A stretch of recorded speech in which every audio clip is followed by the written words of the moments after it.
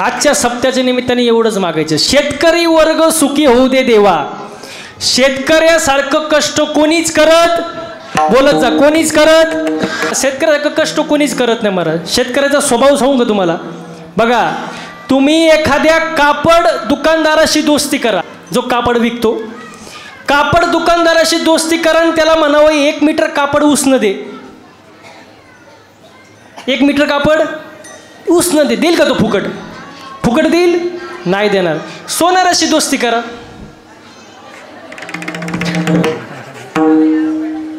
लय अवघड. म्हणावं 1 ग्राम, अर्धा ग्राम देईल तो? अजिबात देणार नाही महाराज. हो, बरं ते जाऊ द्या. महाराजांशी दोस्ती करा, म्हणावं महाराज आमच्या सप्त्यात एखादं कीर्तन करून बघा ना फुकट. किती असू द्या, करील? नाही. आता शेतकऱ्याशी दोस्ती करा, शेतकऱ्याशी दोस्ती करा. शेतकरी म्हणाल आमच्या मळ्यावर ये, आमच्या शेतात ये, अरे 5 किलो कांदे काय 55 किलोची गोण घेऊन जा, हे म्हणणारा शेतकरी आहे महाराज. हे म्हणणारा कोण आहे? शेतकरी आहे महाराज. म्हणून सगळ्यांचा नाद करा, शेतकऱ्याचा नाद करू नका महाराज. हो, शेतकऱ्यासारखं उदार अंतकरण कोणाचंच नाही महाराज. कारण बघा, तुम्हाला एक वाक्य सांगतो, गारुडी जगतो सापावर, वाक्य नीट आहे का? गारुडी जगतो सापावर, व्यापारी जगतो मापावर, नोकरदार जगतात पगारावर, बाबा जगतो पाकिटावर आणि शेतकरी जगतो कष्टावर. हो, कष्टाशिवाय शेतकरी खात नाही महाराज. म्हणून वाक्य आहे, कोणाचंही फुकट खाऊ, बोला बोला, कोणाचंही फुकट खाऊ नाही महाराज. आणि शास्त्रात 3 जणांचं खाऊ नये सांगितले, 3 जणांचं फुकट खाऊ नाही. देवाचं कधी फुकट खाऊ नये, भावाचं कधी फुकट खाऊ नये आणि गावाचं कधी फुकट खाऊ नये. ज्यांनी या 3 जणांचं फुकट खाल्लंय, इतिहास तपासून पहा, त्याचं वाटोळं झाल्याशिवाय राहणार नाही. इतिहासात तुम्ही उदाहरणं पहा, ज्यांनी देवाचं, भावाचं, गावाचं फुकट खाल्लंय, त्याचं वाटोळंच झालंय महाराज. इतिहासात भरपूर उदाहरणं तुम्हाला पाहायला भेटतील. म्हणून फुकट कोणाचे खाऊ नये महाराज, कधीच नाही. कष्टाचं खा महाराज. हो, दुसऱ्याची हडप केलेली संपत्ती आणि त्या संपत्तीवर पोसलेली संतती मनुष्याला कधीच सुख देऊ शकत नाही. स्वकष्टाने कमावलेला एकच गुंठा तुम्हाला कधी उपाशी झोपू देत नाही आणि दुसऱ्याचं बळकवलेलं अख्खं रान पिढ्यानपिढ्या सुखाची झोप कधी झोपू देत नाही. हो, कधी कोणाचं फुकट खाऊ नका, कष्ट करा. शेतकरी कष्ट करतो महाराज. म्हणून शेतकरी वर्ग सुखी होऊ दे. हिंदू धर्माची गाय वाचू दे. हिंदू धर्मातील गाय आपली कोण आहे? माता आहे महाराज. तिला राजमातेचा दर्जा दिला आता. म्हणून हिंदू धर्मातली गाय वाचू दे. हिंदू धर्म टिकू दे. हिंदू धर्माबद्दल जनजागृती आपण केलीच पाहिजे महाराज. कधी आपण आपल्या मुलाबाळांना म्हणतो का चल आरतीला, चल भजनाला, चल कीर्तनाला म्हणतो का? उलट आपण त्याला म्हणतो तू अभ्यास कर, याच्यात नको लक्ष घालू, देवधर्म करायला आम्ही आहे. आपण आपल्या मुलांना हिंदू धर्माबद्दल शिकवलं पाहिजे महाराज. गणेश उत्सव का साजरा करतात? शिवरात्री का करतात? नवरात्री का करतात? बुद्ध पौर्णिमा काय असते? नारळी पौर्णिमा काय असते? पाडवा का साजरा करतात? हे आपण आपल्या मुलाबाळांना शिकवायला नको? हिंदू धर्माची जी काही जनजागृती आहे ती आपण केली पाहिजे महाराज. आपण हिंदू आहोत महाराज. आणि सुधारणा ही घरापासून पाहिजे. लोकांना सांगून काय फायदा आहे महाराज? सुधारणा कुठून झाली पाहिजे? घरापासून झाली पाहिजे महाराज. कारण आज संकट माणसांवर नाही, आज संकट धर्मावर आहे महाराज. म्हणून धर्म आपण टिकवला पाहिजे. हिंदू धर्म टिकला पाहिजे. वारकऱ्याची पताका चंद्र सूर्य असेपर्यंत फडकला पाहिजे आणि सर्वांच्या चेहऱ्यावर हसू राहिलं पाहिजे. आज माणसं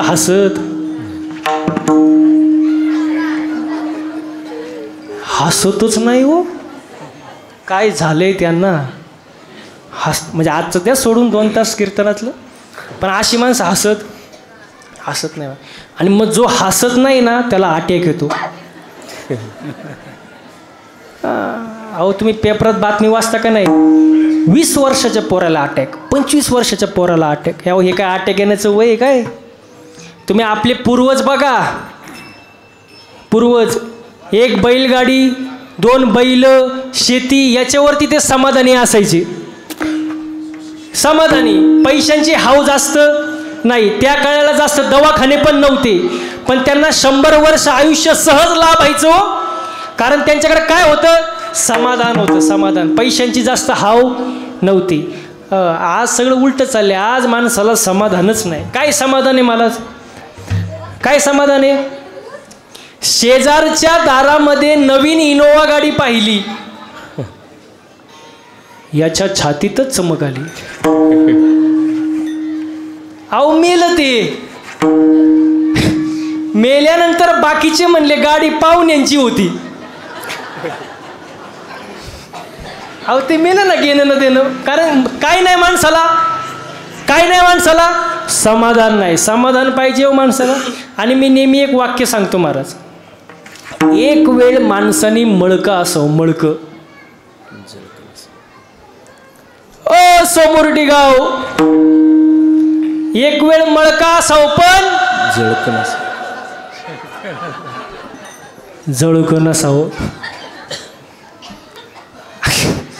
कारण मळ साफ होतो महाराज. आता लई पावडर आहे, सर्फ एक्सेल, टाईड, रिन आला, घडी, वॉशिंग मशीन, तुमचा सगळा मळ साफ होणार.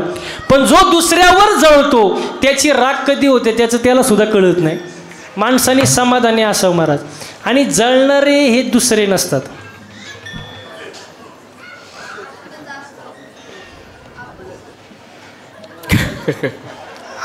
मग सगळ्यांना विचारलं म्हणजे उत्तर सेम आलं, आनंद वाटला. आपलेच असतात, आपलेच. बघा, ज्यांना आपण जास्त जीव लावतो, ज्यांना आपण सगळं काही सांगतो, ज्यांच्यावर आपण जीव ओततो, शेवटी तेच आपल्याला धोका देतात, तेच आपली निंदा करतात, तेच आपल्या मागं उलट सुलट बोलतात महाराज. हो बघा, जेव्हा आपण गरीब होतो, आपल्या कालवणाला तेल नव्हतं, घालायला चांगले कपडे नव्हते, आपल्या मागं कोण होतो? कोणीच नव्हतं. आपल्या शेजारी कोण उभं राहत होतं? कोणीच नाही. पण जेव्हा देवाची आपल्यावर कृपा होते, थोडेफार पैसे येतात आणि ज्यावेळेला आपण स्वतःच्या गाडीमध्ये गावातून फिरतो, त्यावेळेला जे लोक आपल्याला हसत होते तेच लोक म्हणतात ह्याला माज आला. हो, जेव्हा आपण गरीब होतो, आपल्या शेजारी कोण उभं राहत नव्हतं, आपल्या मागं कोण उभं राहत नव्हतं, आपल्याला कोणी मदत करत नव्हतं. पण थोडाफार पैसा आला, देवाची कृपा झाली, जळणाऱ्यांची संख्या वाढली. आणि जळणाऱ्यांची संख्या कधी वाढते? जेव्हा तुम्ही प्रगती करता, जळणाऱ्याची संख्या वाढते. आणि दुसरं महत्त्वाचं वाक्य, जळणारे हे बाहेरचे नसतात, जळणारे हे आपलेच असतात. आशापासून हातभर लांब राहायचं महाराज. हो, त्यांच्या नादी लागायचं नाही महाराज. हो, कारण लोकांच्या नादी लागून फायदा आहे का महाराज? लोक आपल्याला जगून देत नाही. बघा तुम्हाला सांगतो, पैसा असून जर खर्च केला नाही तर लोक कंजूस म्हणतात, आणि पैसा भरपूर खर्च केला तर माजरुडा म्हणतात. मन मोकळेपणानं बोललं तर बकबक करतो म्हणतात, आणि शांत राहिलं तर स्वतःला शहाणा समजतो म्हणतात. बायकोचं जर ऐकलं, काय म्हणतात? बायकोचं जर ऐकलं तर बैल म्हणतात, आणि बायकोचं जर ऐकलं नाही तर काहीतरी भानगड आहे म्हणतात.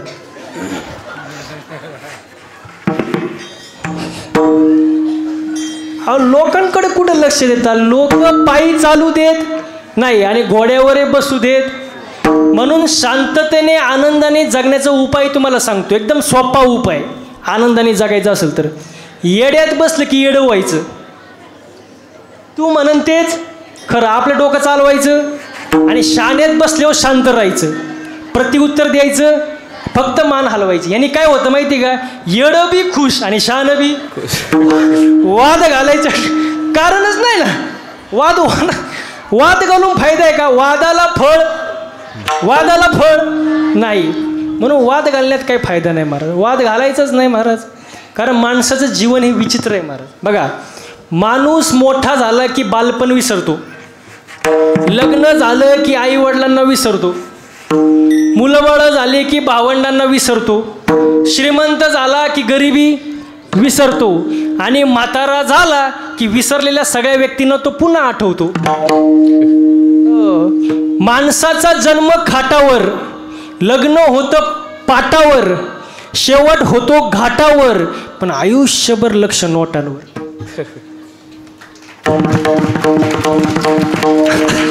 आयुष्यभर लक्ष नोटांवर महाराज. पैसा कोणाला आवडत नाही? हात वर करा. माझाच हात वर आहे, पण मी सांगतोय हात वर करा, माझा तो हात नाही. पैसा आवडत नाही असं माणूस नाही. हो, आदमी कब तक धन के पीछे भागता है, जब तक उसका निधन नहीं होता तब तक धन के पीछे भागता है. माणूस आयुष्यभर धन धन धन धन करतो आणि मेल्यावर पत्रिकेवर काय लिहितात पांडुरंग महाराज? काय लिहितात? निधन. तवा शांत होतो. म्हणजे आयुष्यभर माणूस पैसा कमवत असतो महाराज. हो, पैसा किती कमवा महाराज. बघा, मी एक वाक्य सांगतो. आपल्याला जन्म दुसऱ्याने दिला, जन्म दुसऱ्याने दिला. सांभाळ, बोलत जा, सांभाळ दुसऱ्याने केला. रोजंदारी दुसऱ्याने दिली. बरं, पहिली आंघोळ दुसऱ्याने घातली, शेवटची आंघोळही दुसरेच घालणार, स्मशानातही दुसरेच. मग तुम्ही गर्व नक्की कशाचा करताय बुवा?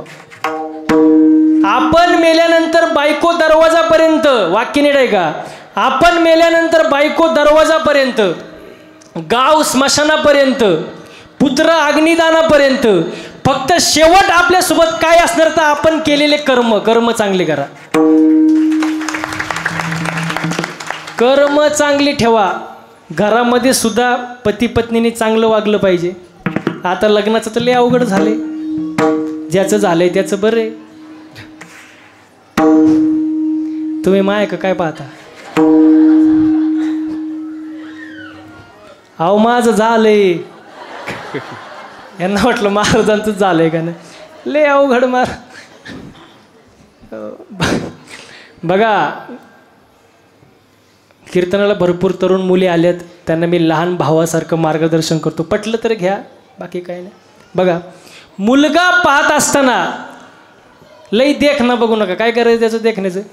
देखणं बघू नका. लई मोठा पैशावाला बघू नका, लई मोठा जमिनीवाला बंगल्यावाला बघू नका. मुलगा बघत असताना फक्त निर्व्यसनी बघा. तुमचं आयुष्य सुखी झाल्याशिवाय राहणार नाही. मस्त 50 एकर जमीन आहे, 2-4 गाड्या आहे, बंगले आहेत, पण रोज दारू पिऊन येत असेल तर तो पैसा किती दिवस टिकणार महाराज? टिकूच शकत नाही महाराज. उलट जो कष्ट करतो, स्वतःच्या पायावर उभा आहे, निर्व्यसनी आहे, काहीतरी करून दाखवण्याची धमक आहे, अशांना मुली द्या महाराज. तुमचं कल्याण होईल महाराज. आणि घरात सुद्धा लग्न झाले त्यांना सांगतो, पती पत्नीसोबत प्रेमाने राहा महाराज. पती पत्नीसोबत. कारण पती पत्नी म्हणजे मोटरसायकल. पुढचं चाक म्हणजे पती आणि मागचं पत्नी. पुढचं नवरा आणि मागचं, पण मागचं चाक थोडं भाव खातं. कारण मागच्या चाकाला असं वाटतं चैन कुठल्या चाकाला आहे म्हणून ते काय करतं. पण मी मागच्या चाकाला सांगतो आज की भाव खायची गरज, कारण हँडल पुढच्या चाकाला आहे ना. पुढचं चाक खड्ड्यात गेलं, मागचं अहो खड्ड्यातच जाणार ना. समतोल बॅलेन्स असणं महत्वाचं आहे. बायको अशी असावी तिने नवऱ्याकडे कधीच काय मागू नये. आता खुश व्हा तुम्ही.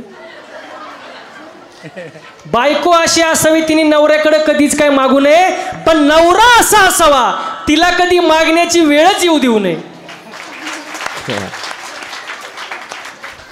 तुम्ही बघितलं का टाळ्या कुठं वाजल्या? फक्त बॅलेन्स असणं महत्वाचे. घरामध्ये प्रेमाने राहा महाराज.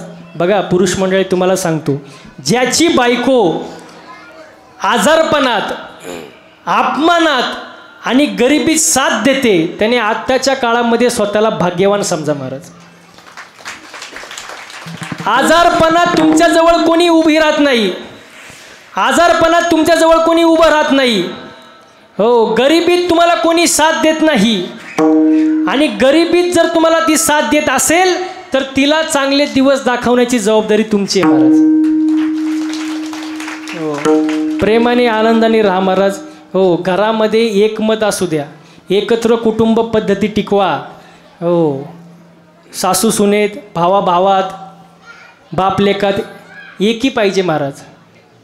आजकाल एकी नाही महाराज. बघा असं मोठं खटलं कळतं तुम्हाला, मोठं कुटुंब खटलं, असं मोठं खटलं, श्रीमंतीनं लुटलं, दागिन्यांनी नटलं आणि एक दिवस असं फाटलं, अहो बिन तेलाचं पिटलं. कारण घरात एकी नाही. म्हणून एकी असू द्या महाराज. आणि त्या एकीमध्ये भगवंताचं नामस्मरण करा, जन्माला आल्याचं सार्थक करून घ्या, देवाची भक्ती करा, कारण त्याशिवाय काही पर्याय नाही महाराज. सर्वांनी एकदा हाताने टाळ्या वाजवायच्या आणि मुखानं भजन करायचं. विठोबा रखुमाई.